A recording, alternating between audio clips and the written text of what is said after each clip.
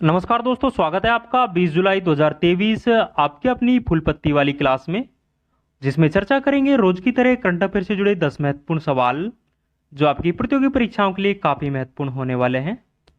दोस्तों, यदि आपने हमारे पिछले करंट अफेयर के वीडियोज नहीं देखे हैं तो वो भी आप जरूर से देखें, जिसका लिंक इस वीडियो के नीचे कमेंट सेक्शन में मिल जाएगा। दोस्तों, यदि आप चैनल पर नए हैं तो प्लीज़ चैनल को सब्सक्राइब करें, वीडियो को लाइक करें और ज़्यादा से ज़्यादा इस वीडियो को अपने दोस्तों के साथ में शेयर करें। तो बिना किसी देरी के स्टार्ट करते हैं आज का पहला क्वेश्चन। पहला क्वेश्चन है 18 जुलाई 2023 को जारी हेनले पासपोर्ट इंडेक्स 2023 के अनुसार दुनिया का सबसे शक्तिशाली पासपोर्ट किसका है? तो हाल ही में हेनले पासपोर्ट इंडेक्स 2023 जारी किया गया है। इसके अनुसार दुनिया का सबसे शक्तिशाली पासपोर्ट है ये सिंगापुर देश का है। सिंगापुर के पासपोर्ट से 192 देशों की वीजा फ्री यात्रा कर सकते हैं। और अंतिम स्थान है यह अफगानिस्तान का है। भारत के स्थान के बारे में बात करें तो भारत का जो स्थान है वो 80वां है। लास्ट ईयर भारत का इस रैंकिंग में 85वां स्थान था, तो ये आपको ध्यान रखना है।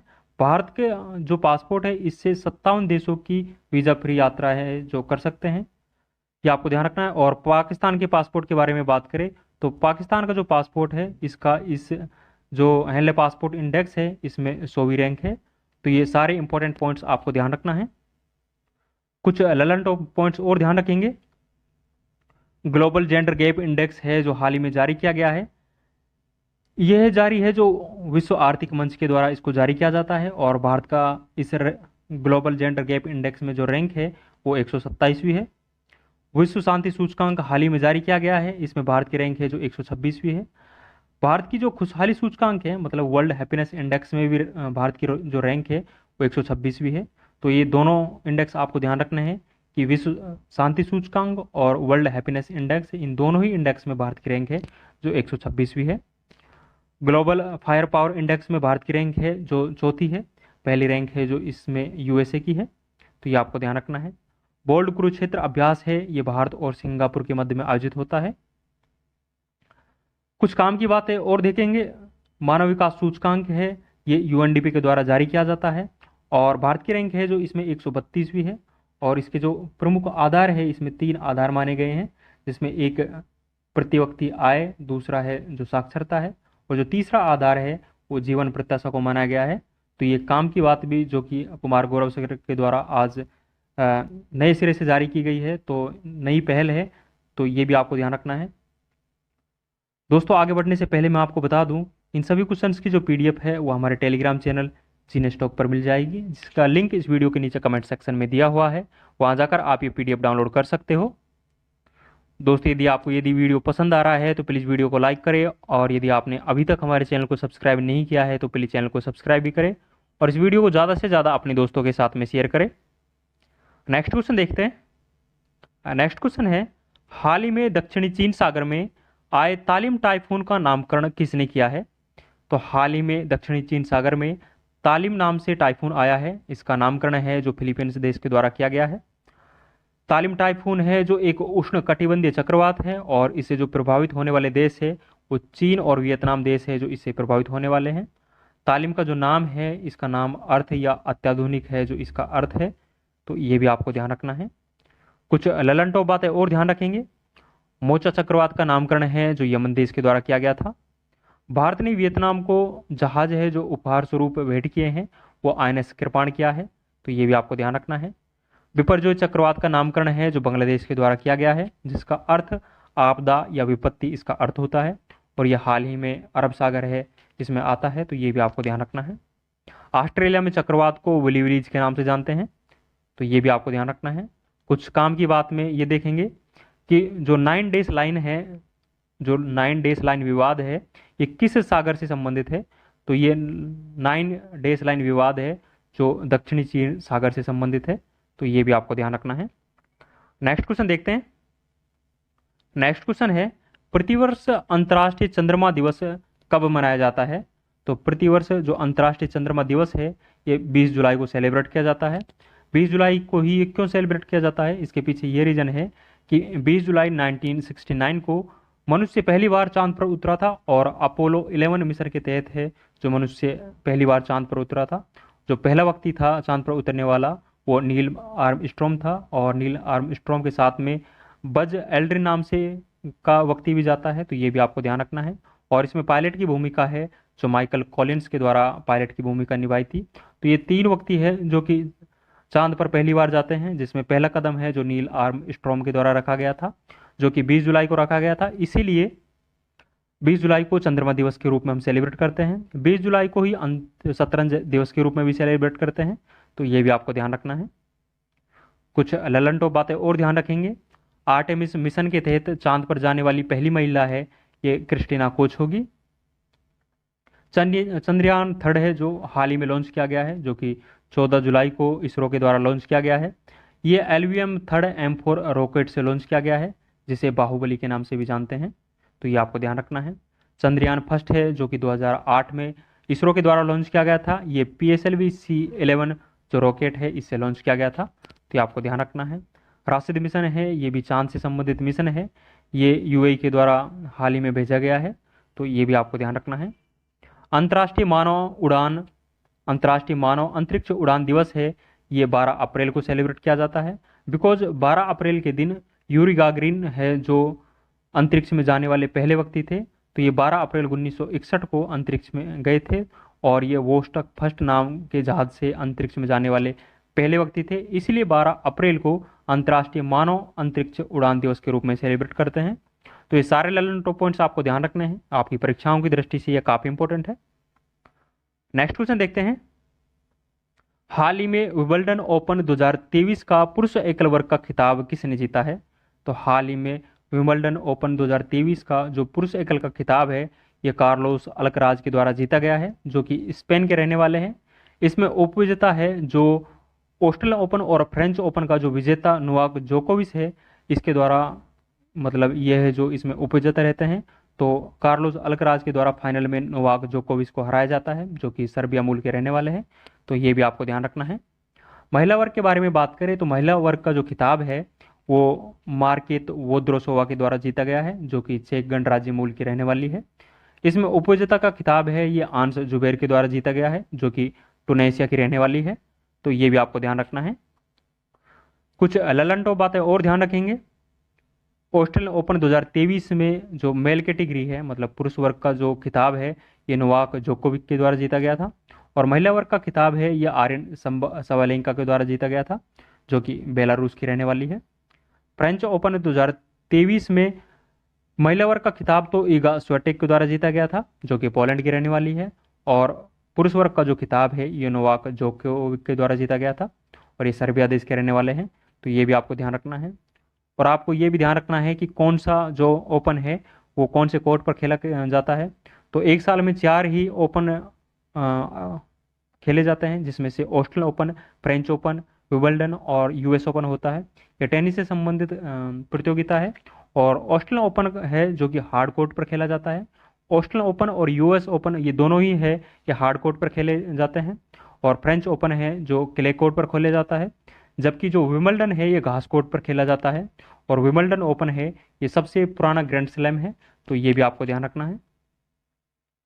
नेक्स्ट क्वेश्चन देखते हैं। देश का पहला 4 रनवे वाला हवाई अड्डा कौन सा है? तो हाल ही में इंदिरा गांधी अंतर्राष्ट्रीय हवाई अड्डा है, ये 4 रनवे वाला देश का पहला हवाई अड्डा बना है, जो कि दिल्ली में स्थित है। इसका उद्घाटन है जो ज्योतिरादित्य सिंधिया के द्वारा किया गया है, जो कि केंद्रीय उड्डयन मंत्री है, तो ये भी आपको ध्यान रखना है। कुछ ललन टॉप बातें और ध्यान रखेंगे। मोपा एयरपोर्ट का नाम है जो हाल ही में बदला गया है, और इसका अब नया नाम है जो मनोहर पर्रिकर के नाम पर रखा गया है। चंडीगढ़ एयरपोर्ट का नया नाम है जो शहीद भगत सिंह एयरपोर्ट होगा। शिवमोगा एयरपोर्ट है जो कर्नाटका में स्थित है, हाल ही में इसका शुभारंभ किया गया है, तो ये आपको ध्यान रखना है। एयरबेस से 500 विमान खरीदने का समझौता है जो इंडिगो एयरलाइंस के द्वारा किया गया है, तो ये भी आपको ध्यान रखना है। कुछ काम की बात में और देखते हैं।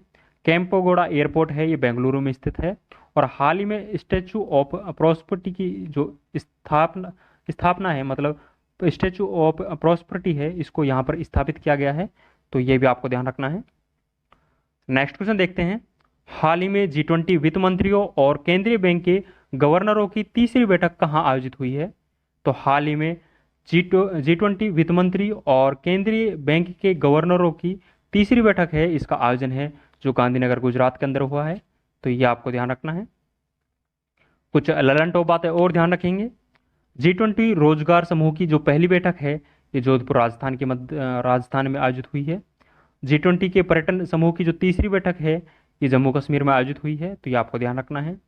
G20 के संस्कृति समूह की जो पहली बैठक है ये खजुराहो में हुई थी, और सेकंड बैठक है जो भुवनेश्वर में है, और हाल ही में जो थर्ड बैठक है ये हम्पी कर्नाटका में आयोजित हुई है, तो ये भी आपको ध्यान रखना है। शिक्षा समूह की पहली बैठक है ये चेन्नई में आयोजित हुई थी, तो ये सभी पॉइंट्स आपको ध्यान रखना है। G20 के बारे में बात करें तो G20 में 19 देश और यूरोपीय संघ शामिल है। और G20 2023 की अध्यक्षता के बारे में बात करें तो आप सभी को भली भांति पता है कि भारत है जो G20 की जो 18वें क्रम की बैठक है वर्ष 2023 में इसकी अध्यक्षता कर रहा है। भारत है जो वसुधैव कुटुंबकम थीम के साथ में G20 2023 की अध्यक्षता कर रहा है, और इसमें भारत का जो शेरपा है वो अमिताभ कांत जी है। और वर्ष 2024 में जो G20 की अध्यक्षता करने वाला है वो ब्राजील करने वाला है, तो ये भी आपको ध्यान रखना है। नेक्स्ट क्वेश्चन देखते हैं। 25वीं एशियाई एथलेटिक्स चैंपियनशिप 2023 में भारतीय दल पदक तालिका में कौन से स्थान पर रहा है? तो हाल ही में जो 25वीं एशियाई एथलेटिक्स चैंपियनशिप का आयोजन हुआ है इसमें भारतीय दल है जो पदक तालिका में तीसरे स्थान पर रहा है, तो ये आपको ध्यान रखना है। भारत के द्वारा टोटल इसमें 27 पदक जीते गए हैं, जिसमें 6 गोल्ड, 12 सिल्वर मेडल और 9 ब्रॉन्ज मेडल जीते गए हैं, और टोटल पदक है जो 27 जीते गए हैं। इस पदक तालिका में शीर्ष स्थान पर जापान रहा है, और सेकंड स्थान पर है जो चाइना रहा है। और इस चैंपियनशिप का आयोजन है जो बैंकॉक थाईलैंड में इसका आयोजन होता है, तो ये भी आपको ध्यान रखना है। कुछ ललन टॉप बातें और ध्यान रखेंगे। हाल ही में महिला बॉक्सिंग चैंपियनशिप का आयोजन है ये नई दिल्ली में हुआ है, और इसका जो ब्रांड एम्बेसडर के बारे में बात करें तो इसका जो ब्रांड एम्बेसडर था वो फरहान अख्तर और MC मैरी कॉम है जो इसमें ब्रांड एम्बेसडर थी। भारत के द्वारा जो भारतीय महिला बॉक्सर थी इसमें 4 गोल्ड मेडल जीतती हैं। जो 4 गोल्ड मेडल जीतने वाली है उसमें एक लवलीना बोरगोन है, निखत जरीन है, नीतू गंगस है और स्वीटी बोरा है। इन चारों के द्वारा इसमें गोल्ड मेडल जीता गया है, तो ये आपको ध्यान रखना है। पुरुष बॉक्सिंग चैंपियनशिप का आयोजन है ये अस्थाना कजाकिस्तान में हुआ है, तो आपको ध्यान रखना है। और आपको कमेंट सेक्शन में आंसर देना है कि हाल ही में जो पुरुष बॉक्सिंग चैंपियनशिप हुई है इसमें भारत का पदक तालिका में कौन सा स्थान रहा है, इसका आंसर आपको कमेंट सेक्शन में देना है। दोहा डायमंड लीग में स्वर्ण पदक है जो किसके द्वारा जीता गया है? तो ये स्वर्ण पदक है जो नीरज चोपड़ा के द्वारा जीता गया है। नीरज चोपड़ा ने ओलंपिक 2020 में पदक जीता था, तो नीरज चोपड़ा के द्वारा ओलंपिक 2020 जो कि टोक्यो में आयोजित हुए हैं इसमें नीरज चोपड़ा के द्वारा गोल्ड मेडल जीता जाता है। और 87.58 मीटर का भाला है जो इनके द्वारा फेंका जाता है, तो मतलब इतनी डिस्टेंस पे इनके द्वारा भाला फेंका गया था, तो ये आपको ध्यान रखना है। काम की बात है में PT उषा के बारे में देखते हैं। PT उषा है इसे पैयोली एक्सप्रेस के नाम से जानते हैं, और हाल ही में इसे जो ओलंपिक संघ है भारतीय ओलंपिक संघ इसकी निर्विरोध अध्यक्ष चुना गया है, तो ये आपको ध्यान रखना है। PT उषा एक एथलीट थी और लॉस एंजल्स 1984 जो ओलंपिक हुआ था उसमें इसका स्थान है जो 4th स्थान पर रही थी, तो ये भी आपको ध्यान रखना है। नेक्स्ट क्वेश्चन देखते हैं। हाल ही में राष्ट्रपति द्रौपदी मुर्मू ने सर्वश्रेष्ठ राज्य के रूप में किसे भूमि सम्मान पुरस्कार प्रदान किया है? तो राष्ट्रपति द्रौपदी मुर्मू के द्वारा हाल ही में सर्वश्रेष्ठ राज्य के रूप में भूमि सम्मान पुरस्कार है ये ओडिशा राज्य को प्रदान किया गया है। ओडिशा राज्य को प्रदान करने के पीछे जो प्रमुख रीजन है वो भूमि रिकॉर्ड इनके द्वारा ऑनलाइन किए गए हैं, और भूमि सुधार के लिए मो सरकार अभियान है जो ओडिशा के द्वारा चलाया गया है, तो ये भी आपको ध्यान रखना है। इसी के लिए राष्ट्रपति द्रौपदी मुर्मू के द्वारा इनको हाल ही में भूमि सम्मान पुरस्कार प्रदान किया गया है, तो ये आपको ध्यान रखना है। कुछ ललन टॉप बातें और ध्यान रखेंगे। चौथा राष्ट्रीय जल पुरस्कार हाल ही में मध्य प्रदेश को प्रदान किया गया है, तो ये आपको ध्यान रखना है। किस राज्य की पुलिस को प्रेसिडेंट्स कलर अवार्ड है जो दिया गया है? तो ये हरियाणा पुलिस को दिया गया है। राज्य पर्व और नोआखाई महोत्सव है ये ओडिशा में सेलिब्रेट किया जाता है। हाल ही में इंडिया जस्टिस की रिपोर्ट जारी की गई है, इसमें पहले स्थान पर है जो कर्नाटका इसमें पहले स्थान पर है, और अंतिम स्थान के बारे में बात करें तो उत्तर प्रदेश है जो इसमें अंतिम स्थान पर है, तो ये आपको ध्यान रखना है।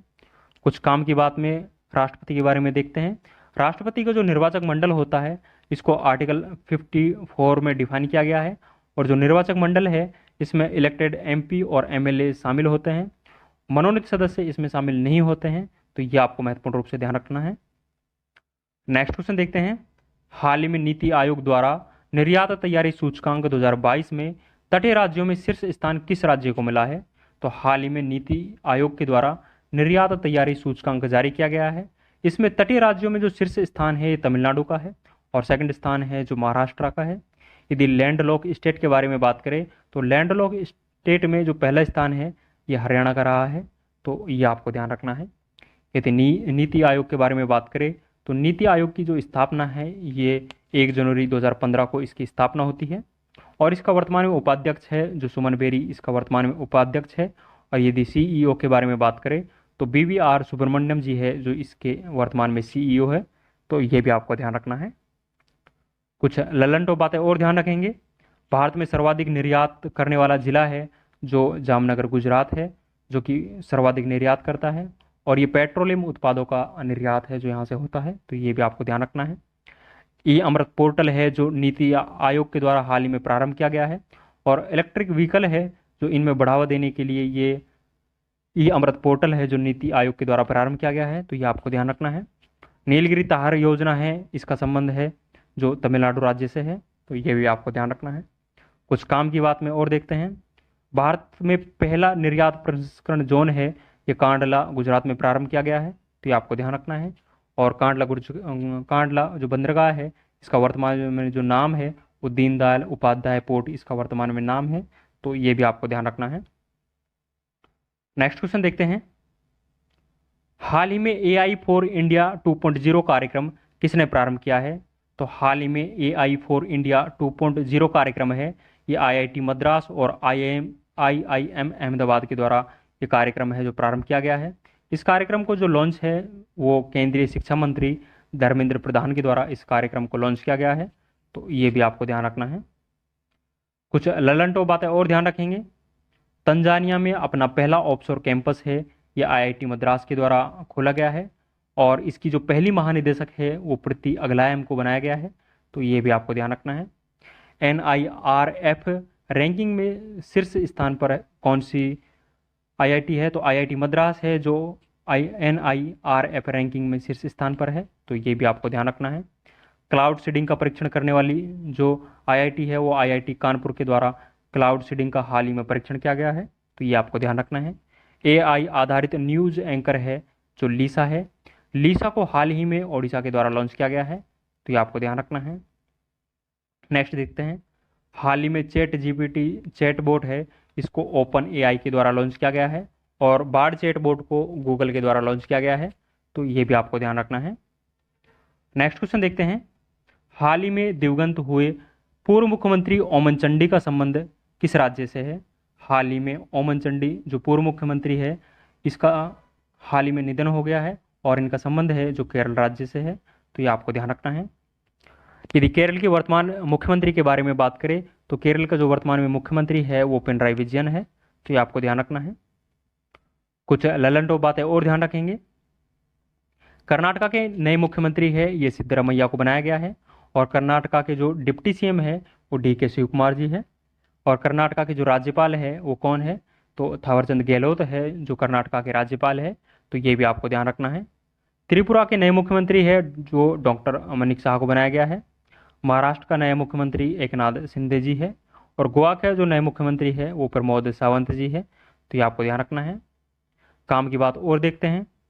केरल का शास्त्रीय नृत्य है जो मोहिनी अट्टम और कथकली है जो केरल का शास्त्रीय नृत्य है, तो ये आपको ध्यान रखना है।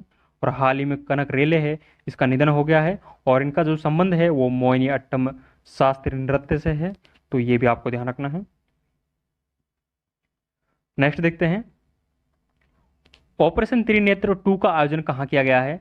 ऑपरेशन त्रिनेत्र 2 का आयोजन है ये जम्मू कश्मीर के पुंछ जिले में किया गया है, जो कि आतंकवादियों के खात्मे के लिए ये ऑपरेशन है जो भारतीय सेना के द्वारा चलाया गया है, तो ये आपको ध्यान रखना है। इसके ललन टॉप और देखते हैं। ऑपरेशन बुलंद भारत है ये भारतीय सेना के द्वारा अरुणाचल प्रदेश में आयोजित किया गया है। ऑपरेशन सद्भावना है ये लद्दाख में चलाया गया है, तो ये आपको ध्यान रखना है। ऑपरेशन करुणा है ये भारत सरकार के द्वारा म्यांमार में चलाया गया है। ऑपरेशन कावेरी है जो सूडान में चलाया गया है, तो ये सारे ऑपरेशंस आपको ध्यान रखने हैं। आज का अंतिम क्वेश्चन देखेंगे। अंतिम क्वेश्चन है, हाल ही में चचिन चराई महोत्सव का आयोजन कहाँ किया गया है? तो हाल ही में चचिन चराई महोत्सव का आयोजन है यह अरुणाचल प्रदेश में किया गया है। अरुणाचल प्रदेश के तवांग जिले में इस महोत्सव का आयोजन किया गया है, तो ये आपको ध्यान रखना है। इससे जुड़े कुछ ललन टॉप पॉइंट्स और देखते हैं। बोनालू फेस्टिवल है ये तेलंगाना में सेलिब्रेट किया जाता है।